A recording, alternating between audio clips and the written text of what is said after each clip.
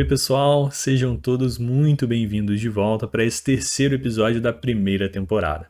Eu me chamo Charles Henrique e hoje eu queria conversar um pouquinho com vocês a respeito de igualdade de conjuntos, relação de inclusão, propriedades dessa relação de inclusão e silogismo.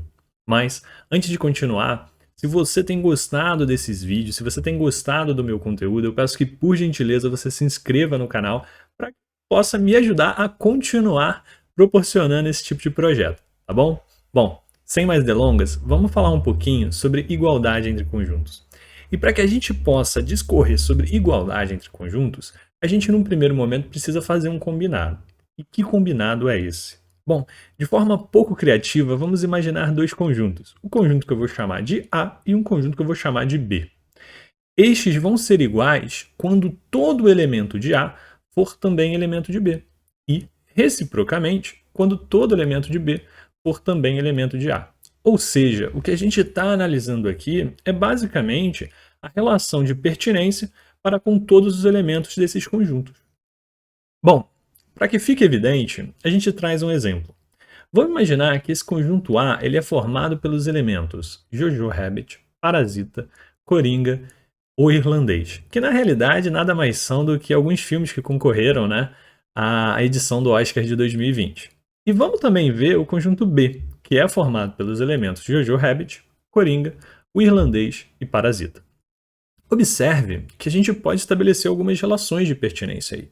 Como, por exemplo, é verdade eu escrever que Jojo Rabbit pertence ao conjunto A, da mesma forma que também pertence ao conjunto B. Parasita pertence a A e Parasita pertence a B. Afinal, é elemento de ambos. Coringa pertence a A, Coringa pertence a B. O irlandês pertence a A, o irlandês também pertence a B. Ou seja, fica evidente então que esses elementos eles pertencem simultaneamente tanto a A quanto a B. Em verdade, todo elemento de A é um elemento de B. E a recíproca, nesse caso, também é verdadeira. Todo elemento de B também é um elemento de A. Portanto, quando isso acontece, a gente pode dizer que, em essência, o conjunto A é igual ao conjunto B. Filosoficamente, queridos, não quer dizer que existem dois diferentes conjuntos que são iguais, mas que, na verdade, estamos chamando o mesmo objeto de A e de B, ok? Bom, feito isso, vejamos um exemplo também, um pouquinho mais abstrato, mas que traz uma pergunta muito importante.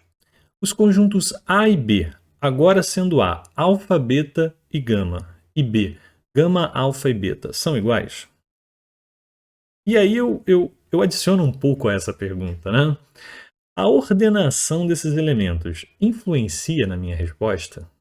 E observe que o que ficou combinado é, se todo elemento de A é elemento de B e todo elemento de B é elemento de A, então os conjuntos são iguais. Ou seja, o que a gente vê é pertinência. E repare que alfa pertence a A, alfa pertence a B, beta pertence a A, beta pertence a B, gama pertence a A e gama também pertence a B. Ou seja, todo elemento de A é também elemento de B. Da mesma forma, todo elemento de B é também elemento de A. Portanto, de acordo com o que ficou combinado, o conjunto A é igual ao conjunto B. Ou seja, para a gente conseguir destacar se esses conjuntos são iguais, a ordenação desses elementos simplesmente não importa. Tanto o conjunto alfa, beta e gama é o mesmo que gama, alfa e beta. Isso é importante, queridos, porque conforme a gente vai avançar aí passeando por esses assuntos da matemática elementar, eventualmente vamos falar sobre combinatória. Né? E em alguns problemas de combinatória, isso a gente acaba, né, pegando um pouco pela experiência, boa parte dos alunos quase sempre apresenta algum tipo de dúvida quando você está tentando diferenciar, né, quando um grupo precisa de ordenação, ou seja, ordenação faz diferença, e quando não faz diferença. Bom, para que essa discussão ela seja bem fundamentada lá na frente, a gente primeiro precisa estabelecer uma fundamentação legal sobre conjuntos. E hoje essa fundamentação é a ordenação dos elementos não importa quando você está falando sobre o ponto de vista de um conjunto. Ou seja, o conjunto A é igual ao conjunto B. E por hora é isso que eu gostaria que vocês ficassem em mente. Agora a gente vai falar um pouquinho sobre a relação de inclusão, que é basicamente uma das relações mais importantes nesse aspecto de noções de conjunto, ok? De forma pouco criativa, comecemos com dois conjuntos, A e B. Se todo elemento do conjunto A por elemento de B, então eu posso escrever que A é um subconjunto de B, que A está contido em B, ou, o que eu prefiro, que A faz parte de B. Bom, repare que essas três sentenças servem para, no final das contas, inferir a mesma conclusão. Conclusão que pode ser escrita do ponto de vista matemático, com um pouquinho mais de elegância e simplicidade. De modo que quando eu digo A faz parte de B, o que eu escrevo do ponto de vista matemático é aqui. Ou seja, A, afirmação dessa relação de inclusão, né, que é proporcionada por conta desse símbolo aqui, B. E aí, vejamos um exemplo. Considerando V como sendo o conjunto dos elementos Darth Vader, Hannibal, Thanos e Pennywise, que nada mais são do que alguns vilões categóricos do cinema, né? E dois conjuntos A e B, sendo A formado pelos elementos Hannibal e Thanos, e B formado pelos elementos Pennywise e Voldemort. Portanto, eu faço uma pergunta até pouco capciosa, veja. Ambos estabelecem relação de inclusão com V? Repare que para você responder essa pergunta, você basicamente precisa conferir sobre o combinado. Ou seja, você tem que ver se todo elemento do A é elemento do V, né? Então vejamos o conjunto A. Eu tenho Hannibal e Thanos. No conjunto V, essa pertinência também é válida, porque Hannibal pertence a V e Thanos também pertence a V. Observe, portanto, que A faz parte de V. No entanto, B não o faz. E por que B não o faz? Veja, Pennywise é um elemento que pertence a B e também pertence a V, ok. No entanto, Voldemort pertence a B, mas não pertence a V. Ou seja, essa relação de inclusão ela não é verdadeira. Portanto, B não faz parte de V. E se não faz parte de V, a notação que a gente utiliza é essa daqui. Agora, qual é o argumento? Por que B não faz parte de V? Observe que para a gente chegar a essa conclusão, tudo que a gente precisou fazer foi buscar um elemento que pertence a B e, no entanto, não pertence a V. Elemento este que, neste caso, foi Voldemort. Portanto, a pertinência de Voldemort com V ela não é atestada. Observe, portanto, que essa discussão ela pode ser trabalhada num formato de propriedades. Propriedades essa que muito serão discutidas a respeito de relação de inclusão. Basicamente, eu posso dizer que a relação de inclusão ela goza de três propriedades. E para a gente falar sobre essas três propriedades, é necessário que a gente, num primeiro momento, tome três conjuntos. Vamos chamar esses conjuntos de conjunto A, conjunto B e conjunto C. A primeira propriedade é o que a gente chama de propriedade reflexiva, que diz o seguinte: independente do conjunto A sempre estará contido em si mesmo. E isso é verdade, porque fica combinado que para um conjunto fazer parte de outro, você precisa que todos os elementos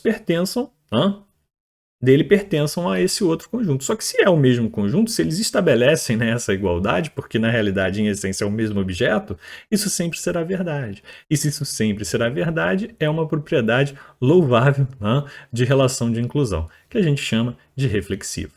A segunda propriedade é a propriedade antissimétrica e também é muito importante. Ela diz o seguinte: se A está contido em B e B está contido em A, então A igual a B. Observe que basicamente esse é o nosso combinado sobre igualdade. Porque o que a gente disse em igualdade é, bom, para que dois conjuntos sejam iguais, todo elemento do A tem que ser elemento do B, da mesma forma que todo elemento do B tem que ser elemento do A. E o que a gente diz aqui é exatamente a mesma coisa, porque A estar contido em B é uma maneira mais elegante de dizer que todo elemento do A é elemento do B. E B estar contido em A é uma maneira mais elegante de dizer que todo elemento do B é elemento do A. Ou seja, em essência, é o nosso combinado por igualdade. Portanto, a propriedade antissimétrica nada mais é que o nosso combinado. E, finalmente, a gente tem uma propriedade transitiva, que na realidade é fundamentação para alguns raciocínios de dedução, e o que leva também ao silogismo. Se A está contido em B e B está contido em C, então, por transitividade, A está contido em C. O que faz sentido, porque se A é uma parte de B e B é uma parte ainda de C, todos os elementos de A já são elementos de B. Logo, A também vai fazer parte de C, ok? Bom, a respeito dessas propriedades, uma discussão um tanto quanto acalorada ela se aflora. E a respeito do conjunto vazio. E a pergunta que eu queria fazer para vocês agora é: de qualquer conjunto A, pode-se dizer que o vazio sempre vai estar contido em A, ou seja, o vazio sempre vai fazer parte de qualquer conjunto? Antes de eu responder essa pergunta, vamos analisar um escopo um pouquinho mais simples. Vamos imaginar que a gente tem dois conjuntos, o conjunto A e o conjunto B, sendo A alfa, beta, gama e delta e B alfa, gama e eta.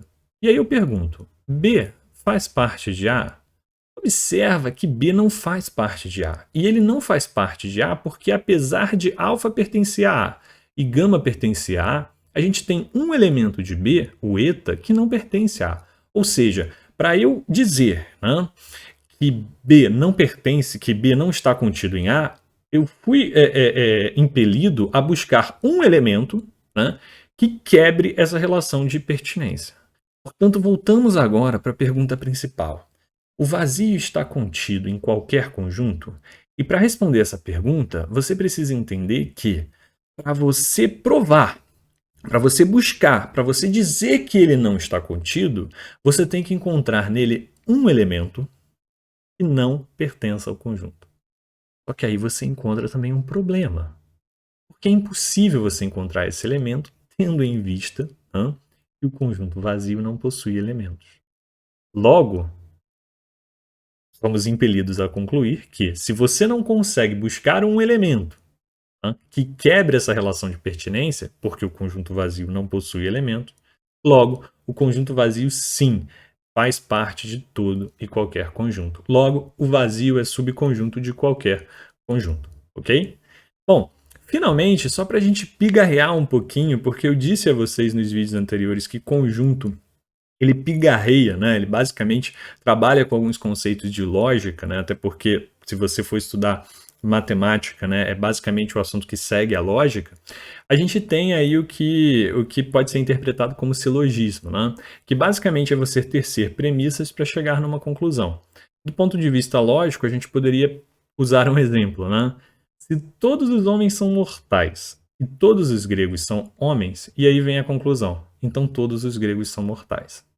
Observe que a gente pode analisar isso do ponto de vista de conjuntos, pela propriedade, né, de transitividade. Por exemplo, vamos tomar que H é o conjunto de todos os homens, G é o conjunto de gregos e M é o conjunto dos mortais. Portanto, dizer se todos os homens são mortais e todos os gregos são homens, então todos os gregos são mortais, é dizer que o conjunto grego ele faz parte do conjunto homem. Só que o conjunto homem faz parte do conjunto dos mortais. Então, por transitividade, o conjunto grego também faz parte dos mortais. E basicamente, queridos, era o que eu queria conversar com vocês hoje nesse nosso terceiro episódio. Se você gostou desse vídeo, eu peço que você curta e compartilhe, se inscreva no canal. Muito obrigado por toda a atenção até aqui e eu espero que vocês voltem para o quarto episódio dessa primeira temporada. Forte abraço!